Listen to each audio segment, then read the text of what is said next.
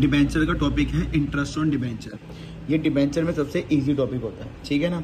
इसकी 2 एंट्रियाँ होती है। कितनी एंट्री होती है? 2 एंट्रियाँ। कैसे होंगी मैं बता देता हूँ। देखो इधर इंटरेस्ट चेक करो किसके ऊपर है। अगर इंटरेस्ट एसेट के ऊपर होता है तो वो मुनाफा होता है, और अगर इंटरेस्ट लायबिलिटी के ऊपर होता है तो क्या होता है? नुकसान। तो चेक करो इंटरेस्ट किसके ऊपर है? डिबेंचर। और डिबेंचर होती है लायबिलिटी। सर कैसे? क्योंकि डिबेंचर मतलब लोन होता है। तो लायबिलिटी वाला इंटरेस्ट क्या होता है? नुकसान। और नुकसान हमेशा क्या करते हैं? डेबिट। अब जेन्युइन एंट्री होनी चाहिए interest on debenture to bank. ये होती है डायरेक्ट पेमेंट, बट कंपनी कभी डायरेक्ट पेमेंट नहीं कराएगी। वो क्या कराती है? इनडायरेक्ट, मतलब बीच में बंदा लाती है। तो इंटरेस्ट ऑन डिबेंचर, इंटरेस्ट किसको देना है? To debenture holder. फिर अगली entry debenture holder to bank. इसे कहते हैं इनडायरेक्ट। अगर तुम देखो तो डिबेंचर होल्डर क्रेडिट है, डिबेंचर होल्डर डेबिट। अगर मैं काट दूं तो एंट्री वही बन रही है, interest on debenture to bank. पर कंपनी कभी भी डायरेक्ट पेमेंट नहीं कराएगी। तो इंटरेस्ट की 2 एंट्री है, interest on debenture to debenture holder, debenture holder account debit to bank. इसमें बस एक ही पॉइंट याद रखना, इंटरेस्ट जो है हमेशा कैलकुलेट होगा फेस वैल्यू पे। इंटरेस्ट ऑलवेज कैलकुलेट ऑन, ये पॉइंट याद रखना। अब चाहे इशू डिस्काउंट पे हो चाहे प्रीमियम हो, तुम्हें लेना देना नहीं है, तुम हमेशा फेस वैल्यू पे निकालोगे। पर सर हमें तो फेस वैल्यू नहीं पता। क्वेश्चन को पूरा पढ़ना जिसके साथ ईच वर्ड लिखा होता है। क्या लिखा होता है? ईच। वो फेस वैल्यू होती है। तो जिसके साथ ईच लिखा होगा वो तुम्हारी क्या होगी? Face value. ठीक है। एक पॉइंट ये रखना कि इंटरेस्ट हमेशा किस पर निकलेगा? फेस वैल्यू पे। एक और, टाइम फैक्टर कैसे लगाना होता है? क्या लगाना होता है? Time factor. टाइम फैक्टर इसमें बहुत इंपॉर्टेंट है। तो बाकी एंट्री तो बहुत सिंपल है, बस तुम ये दोनों चीज जान लो, टॉपिक खत्म। टाइम फैक्टर कैसे लगाओगे? जब तुमने पैसे लिए तो उसे बोलते हैं इशू डेट। क्या लेते हैं? Issue date. तो इसका मतलब इस टॉपिक में डेट इंपॉर्टेंट है इशू की। इशू डेट से लेके नहीं, date of payment of interest, ये तुम्हें क्वेश्चन बताएगा कि तुम्हें इंटरेस्ट की पेमेंट कब करनी है। तो इशू डेट से लेके date of payment of interest. अभी मैं तुम्हें डेमो दिखा रहा हूँ 2 क्वेश्चन की। तो इस टॉपिक अगर ये 2 क्वेश्चन में कर लोगे इनफ होते हैं, ठीक है ना। तो पहला क्वेश्चन जरा आ जाओ। जिनके पास पीछे प्रैक्टिस मैनुअल जो क्वेश्चन होते हैं वो नहीं है, 2023 की बुक है, वो तो स्क्रीनशॉट मान लो इस क्वेश्चन का, ठीक है ना। और बाकी जिसके पास है ठीक है, बाकी मैं यहाँ पे करवा रहा हूँ। देखो इधर कैसे आता है। BG limited issue 2012% debenture of 100 each word आया तो ये क्या होता है? Face value. तो ये तो मुझे पता चल गया face value. The issue was fully subscribed according to the terms of issue. Interest on debenture is payable half yearly. Interest जो है वो 2 बार देना है। एक बार देना है 30 सितंबर को और एक बार कब देना है? 31 March. Pass necessary journal entry relating to the debenture interest. कह रहे हैं सिर्फ एंट्री जो पास करनी है वो सिर्फ किसकी पास करनी है? Debenture interest. कितनी एंट्री होती है डिवेंचर इंटरेस्ट की? 2। उसके बाद एक तीसरी होती है, वो बताऊंगा कौन सी होती है, ठीक है ना। तो फिलहाल पहले जो मेन 2 हैं वो सीखो। तो एंट्री क्या करेंगे? पहले तो जाके लिख दो फटाफट। Interest on debenture account debit. Indirect payment होगी तो बीच में कौन आएगा? बंदा, डिवेंचर होल्डर। और फटाफट दूसरी entry, debenture holder account debit to bank. Cash में लिखना, कंपनी हमेशा पेमेंट किसके थ्रू करती है? Bank to bank.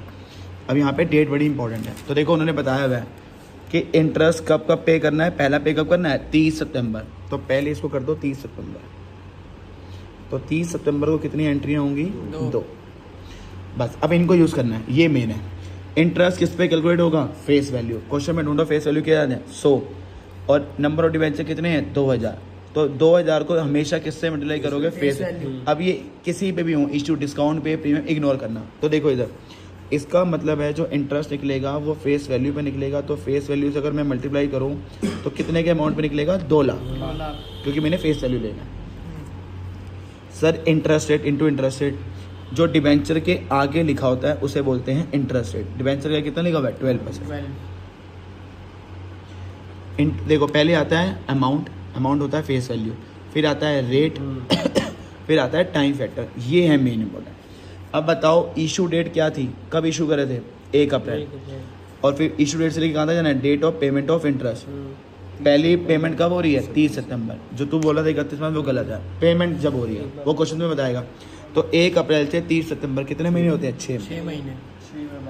2 लाख का 12% कितना होता है? 24। 24 का हाफ कितना होता है? 12। बस चुपचाप चारों जगह 12,000 लिख दो। लो जी, ये है सबसे सिंपल टॉपिक। तो अगर तुम्हें टाइम फैक्टर पता है तो कोई दिक्कत नहीं। इशू डेट लो, इशू डेट हमारे क्वेश्चन में क्या थी? 1 अप्रैल। और पेमेंट ऑफ इंटरेस्ट क्या थी 30 सितंबर। अच्छा ये तो हो गई 30 को।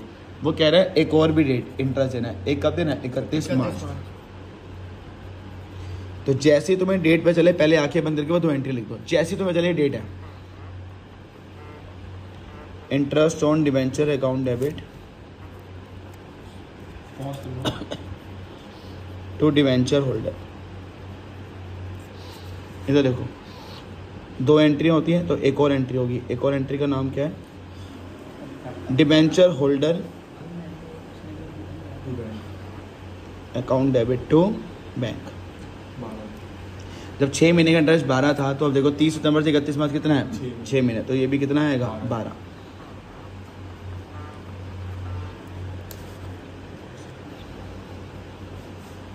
तो देखो इधर 2 एंट्री करनी होती है। मेन आना चाहिए इंटरेस्ट कैसे निकलता है। पहले अमाउंट फेस वैल्यू के हिसाब से, रेट क्वेश्चन में दिया होगा, टाइम फैक्टर तुम्हारे सामने ये लिखा है, ठीक है। अब सुनो भाई, ये तो 2 एंट्री आती है, पर ध्यान रखना एक एंट्री और होती है, पर वो एंट्री होती है 31 मार्च को। ये एंट्रियाँ तो कभी भी हो सकती है, तो क्वेश्चन तुम्हें बताएगा। जैसे मेरे क्वेश्चन ने बताया था 30 सितंबर और 31 मार्च, ठीक है। इधर देखो कब होती है 31 मार्च। तो जो तीसरी लास्ट एंट्री बता रहा हूँ वो कब होगी 31 मार्च को।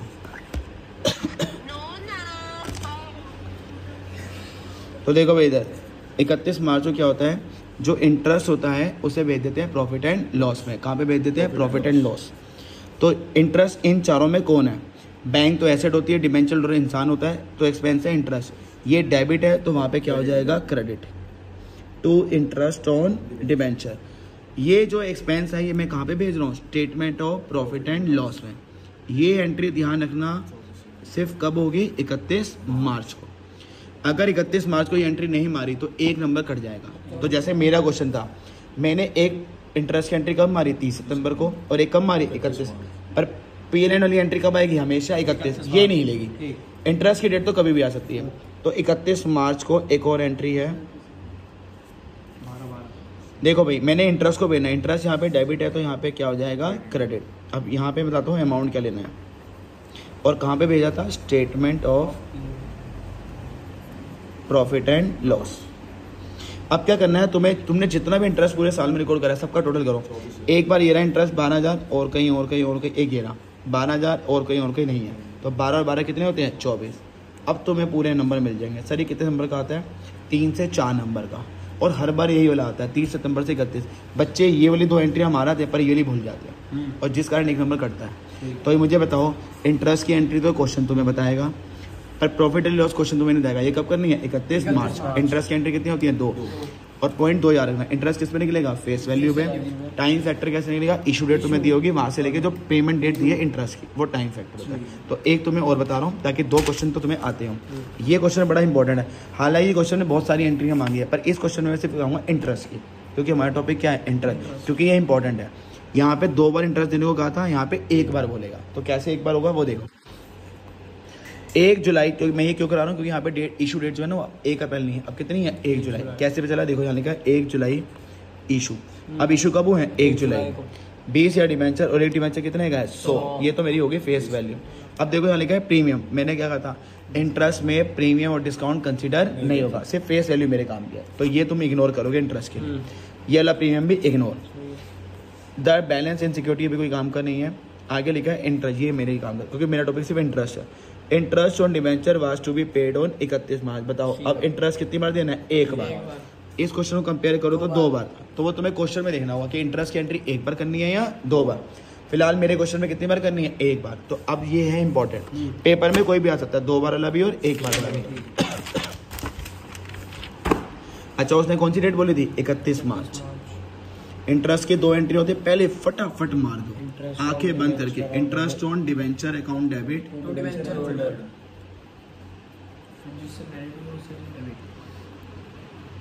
और अगली एंट्री सेम, क्योंकि इसी डेट पे 2 एंट्री होती है। Debenture holder account debit to bank. Amount कैसे निकालना है वो भी हम देखते हैं। कर दी 2 एंट्रियां। इंटरेस्ट कैसे निकालते हैं? पहले अमाउंट। अमाउंट के लिए मुझे फेस वैल्यू चाहिए। क्या चाहिए? ये मत देखना प्रीमियम, ये सब इग्नोर होगा। तो 20,000 इंटू 100 20 लाख। तो इसका मतलब है जो इंटरेस्ट निकलेगा वो किस पे निकलेगा? 20 लाख के अमाउंट पे। तो तुम्हें पहले पता होना चाहिए एक नंबर का क्वेश्चन भी आ जाता है, इंटरेस्ट किस पे कैलकुलेट होता है, फेस वैल्यू। फिर आता है रेट, रेट मैंने कहा था जो डिबेंचर के आगे लिखा होता है, डिबेंचर का क्या लिखा हुआ है 9। टाइम फैक्टर का मैंने तो बताया था इशू डेट से लेके payment of interest. Issue date ये रही 1 जुलाई और पेमेंट ऑफ इंटरेस्ट 31 मार्च, तो 9 महीने। ये था मेन टाइम फैक्टर 9/12। तो जिसको नहीं पता वो देख, इशू डेट से लेके payment of interest, date of payment of interest, तो ये तुम्हारा आ जाएगा 1,35,000। फिर सर ने कहा था कि जब मैं इंटरेस्ट की एंट्री मार दूंगा तो एक एंट्री में हमेशा कब मार के आऊंगा, 31 मार्च। तो वो एंट्री मत भूलना, वो क्या होती है statement of profit and loss. तो इस बार तो सिर्फ मेरा एक ही इंटरेस्ट है, ये रहा 1,35, तो सिर्फ 1,35 ही जाएगा।